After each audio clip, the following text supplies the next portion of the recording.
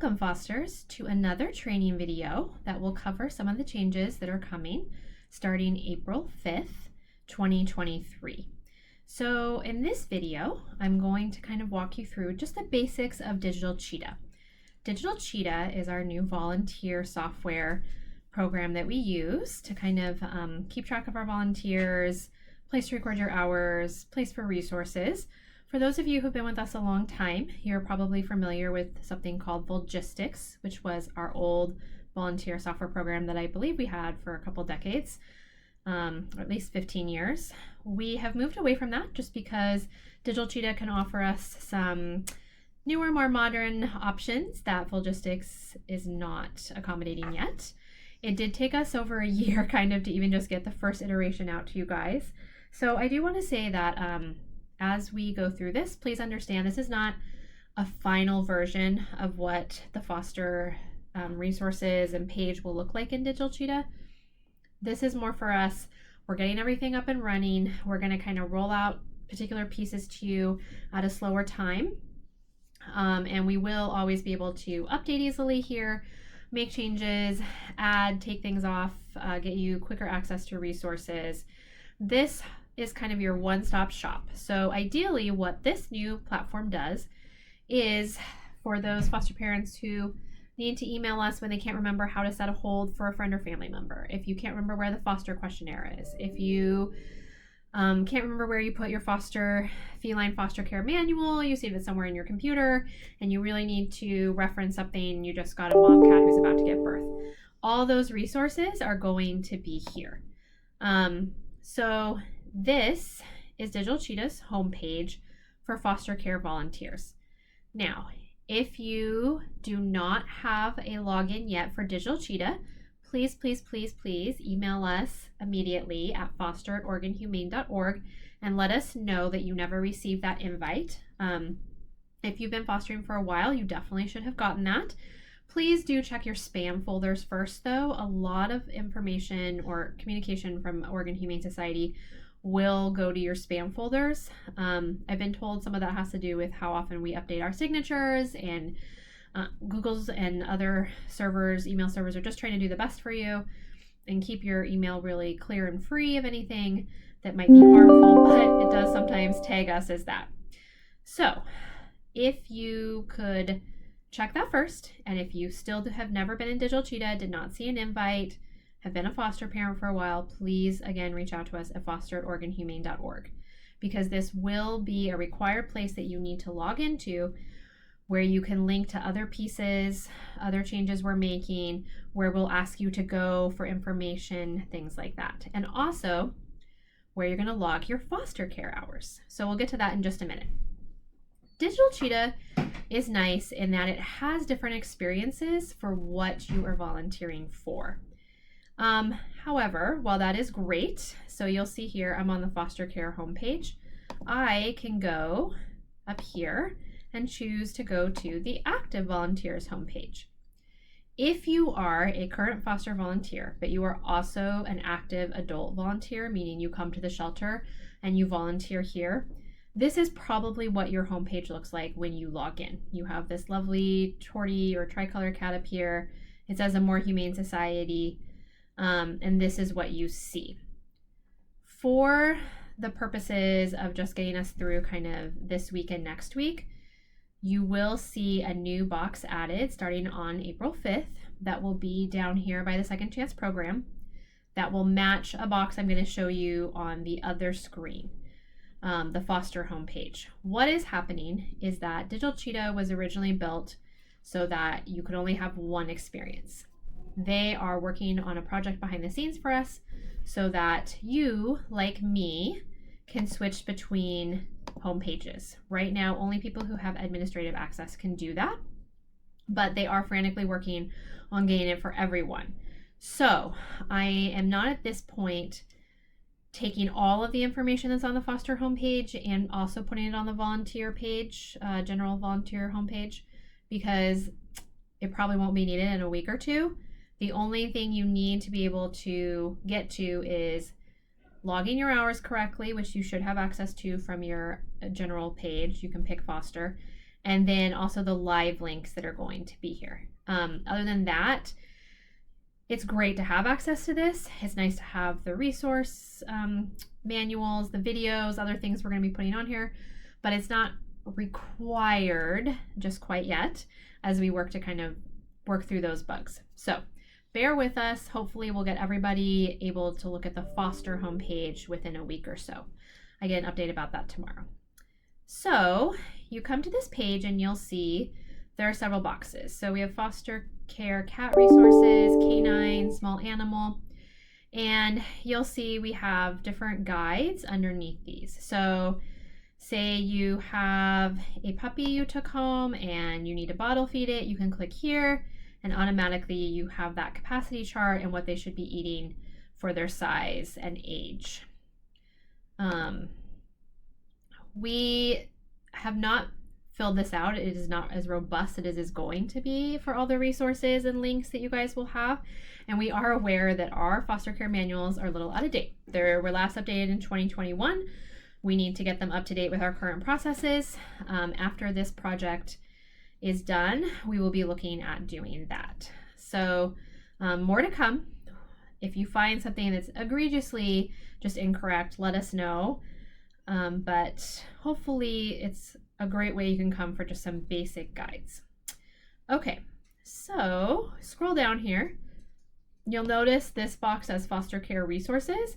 Some good information here and some of our most commonly asked questions can be answered here.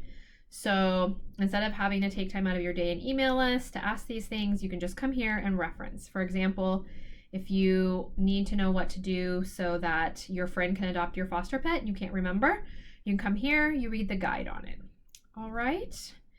And then scrolling down. So these two boxes at the bottom, super important.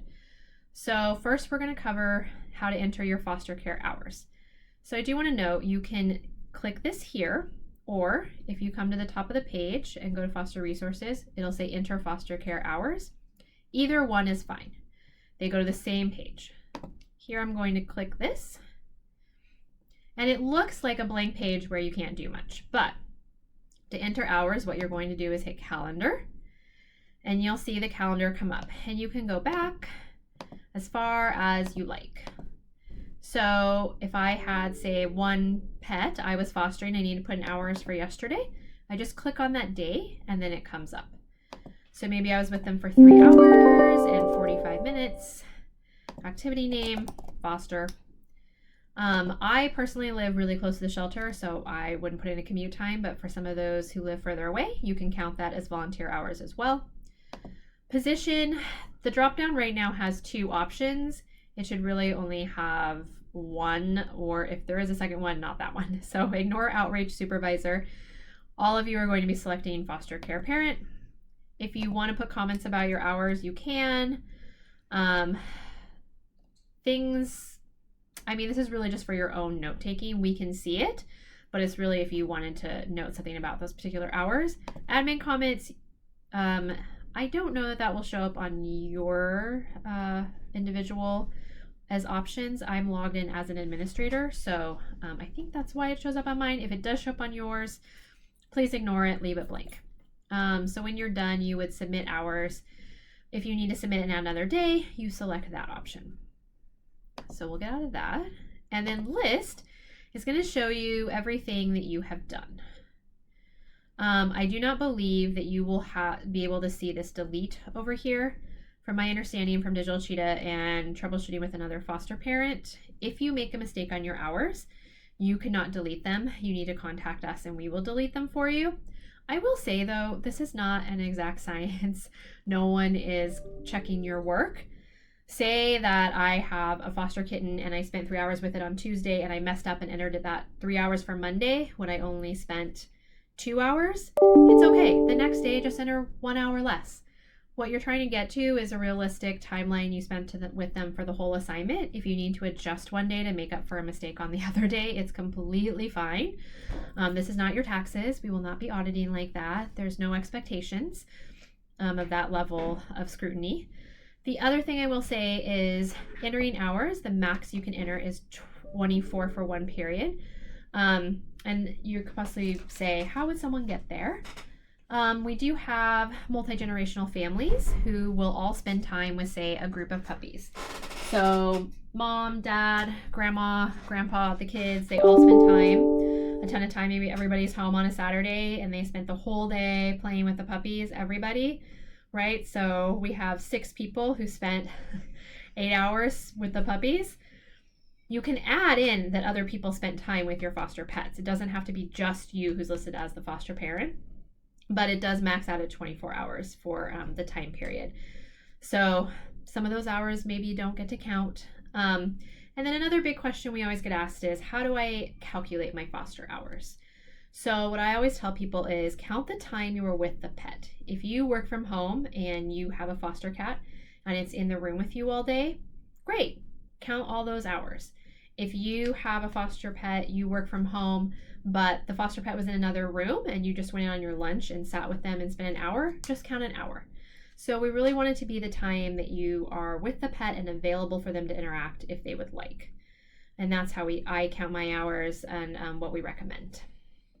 If you really don't know and you're like, I have 6 kittens and they've all ended up needing bottle feeding or tube feeding and I've lost track, we do have some formulas and kind of a matrix we can go by. I would say on average, a healthy litter or a healthy pet that you're just interacting with some, you're feeding them, maybe you're taking them for a quick walk if it's older, or you're playing with them, average is about 3 hours a day, 2 to 3 hours a day. So if you're not sure and you come to the end of your assignment, that's a good place to do it. It's not, like I said, there's no auditing happening of this, it's just your best guess. But we do need these hours entered. Having these hours is how we go apply for grants. It's how we prove some of the things that were required for grants we've already gotten. It's how I go ask for things for the program. So it's really, really, really vital, critical that you please enter your foster hours and contact us if you're having any problems. All right, so that is foster hours. So we'll go back home. And for some reason it thinks my main home is active volunteers. So we'll switch that. Okay, so the other box I want to talk about on this home page is live links. So for those, like I mentioned before, who are adult general volunteers, and when you log into Digital Cheetah, you do not get this home page, you get a different one. You will have a box starting tomorrow morning that also looks like this on your page. So these are one place to go to get to all the links you need for all the things we're doing. So here you will see there's the link to the Easy Vet homepage, right? That we already did videos about is where you're going to go to schedule your wellness/vaccine appointments and your foster pickups. Please remember, no medical appointments, or if you have a protective custody pet, those 2 types of appointments are still scheduled by email. YouTube, which is where you're ideally watching this video right now, but that's just a quick link for you. The foster questionnaire, I'm not sure why it's not doing a live link to the page. It was earlier and it has stopped. I'll try to get that fixed before tomorrow, but worst case scenario, you just copy this into your browser, paste it, and then go to that page. But I will also show you, so if you go to the Oregon Humane Society, just search us. Go to the Oregon Humane Society website. You would go to Get Involved, Pet Foster Care. Scroll down, Current Foster Volunteers Returning Foster Questionnaires. So you click on that plus, click on the pink link, and it takes you to this page where you will select the appropriate option. So you either have a feline, a canine, or you have a small animal. This foster pre-visit questionnaire, you can ignore that for now. That is something down the line that we are testing. And then if you need us for any reason, the foster department email is right here.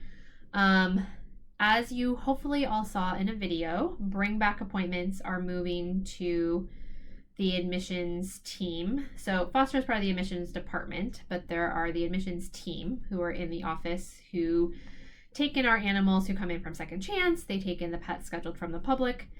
they are going to be handling bringbacks moving forward. It just made sense as they are the ones who screen the pets when they come back anyway, so then the pets don't have to be handled as much for unpleasantness, and it's a more streamlined process. Hopefully, like I said, you all watch that video. If you have any questions, you can email us. But also, if you have any questions during the process, the email for the admissions department is included in that video, and you will want to reach out to them. We understand in the beginning, it's going to be a little confusing. If you reach out to us, it's okay, but we will be forwarding those inquiries onto the admissions department in most cases for them to troubleshoot with you and get that set up. All right. So going back into our digital cheetah. So this last link that you see here is Foster Live Plea Document. So we are moving to a system where we can list out all the pleas we have for that day. You as foster parents can select what you would like to foster. Then we will approve if that's a good match or not, and then you can schedule your pickup appointment with a time that works for you. I will be doing a separate video to walk you through that process in particular. I do think this is going to be one of the harder transitions in the beginning. It won't be every pet is put on this list. And we will still be doing some pleas for individual pets that may not make this list in the beginning. Ideally, every pet will be listed on this list that needs to go to foster, so you can see what is still available and what is not. What we're working through is some pets require a certain type of home. So, or a certain, sometimes a behavior dog, the behavior department may tell us, hey, they really need to have a dog in the foster home that is calm and mild-mannered and can teach them that the world is not a scary place. So we'd have to eliminate everyone without that. So we're trying to kind of work through, do we want to show everyone that? Do we not? How do we want to handle that? So in the beginning, it'll probably just be more of your standard pleas that are there and listed. But please do watch the video coming out later tonight for that one. And we will kind of walk you through that. As again, I'm sure there'll be some hiccups in the beginning and we will get through them together. You will also see, which is not up here yet, as we're finalizing it right now, there will be a live document for wellness vaccines. So what that'll be is you guys can log into Digital Cheetah, check when your pets are due for vaccines, because we'll update that list weekly, and then you will schedule that wellness appointment and you will put in that you've scheduled it. And then after it's happened, you will sign off that it was done. And this will help us keep track really when we have hundreds and hundreds of pets in foster, so that we do not get behind on anyone getting those all important vaccines and boosters. We also will be starting wellness vaccine clinics, and we will send out more communication about that in a future date coming probably next week. All right, so one last thing I want to go over in Digital Cheetah is if you hit your profile. My computer's being a little slow right now. So, okay. So moving forward, we are putting all these automations into place where you can schedule your own appointments and kind of be self-directed a lot more and have your resources at your fingertips, because it's a lot of what you have asked for and makes sense in today's climate. And two, we need to create capacity within our team so that some of these things are happening in an automated way and we can go and do other pieces. A key component of that is being able to quickly identify who you are and what pets you have. You will notice on the live documents there are several numbers you're going to be asked for, and one of those is your Digital Cheetah ID. How you find that is to click on profile, look at yourself, and then see your account ID and your number. So my account ID is 3. I was one of the first ones in this system. Yours will probably be in the triple digits. So very, very, very important to know that ID number. The other important ID numbers that you have to know, and we do already ask this as communicated in email, though most of you don't do it, we need the pet's ID number. So when we're talking about a shelter buddy ID number or a pet ID number, this is what we're talking about. This is an example of the foster paperwork we send home with you when we send a pet. I know a lot of you toss this out, you lose it, you don't know your pet's ID number. That's not going to be acceptable anymore. You're going to have this. I highly, highly suggest as soon as we hand it to you, you take a picture of it so it's in your phone in case it gets lost. My husband likes to recycle mine for some reason or toss it somewhere weird, so I always take a picture right away. When we are asking you to email us, or you email us about any animal, just because you have an inquiry, it should include the animal ID number of the pet you are referring to. The other ID number that you will probably be asked to have is this person ID number right here. So we have Digital Cheetah we work in, that's our volunteer software, and we have Shelter Buddy we work in where all the pets are stored. The person ID number is your unique ID number that's in Shelter Buddy. The reason we are asking that you guys all become familiar with this, and you'll see it on your foster paperwork when you get something, is that we want to protect your privacy on these live documents. We don't want to share your email address or your first and last name or your actual address or anything like that because everyone will be able to see it. So we had to pick numbers that would only mean something to us, but we have to be able to know who you are quickly. So that is why you will see on the live documents, one will ask for your Digital Cheetah, one will ask for your Shelter Buddy person ID number. That is where you find those things. All right, so I would ask that everybody, their next foster assignment, writes down their person ID number somewhere in your phone notes, put it on your fridge, take a picture where you're not going to lose it, something. And then for your Digital Cheetah one, that's really easy. You're going to be using that system all the time. You log in, you just look at your profile, it's right there, you can grab it easily. All right, that is all we are going to cover in this training. Thank you so much. And I'm so excited for all these changes. And again, please let us know if you have any questions by emailing us at foster@oregonhumane.org. Thank you.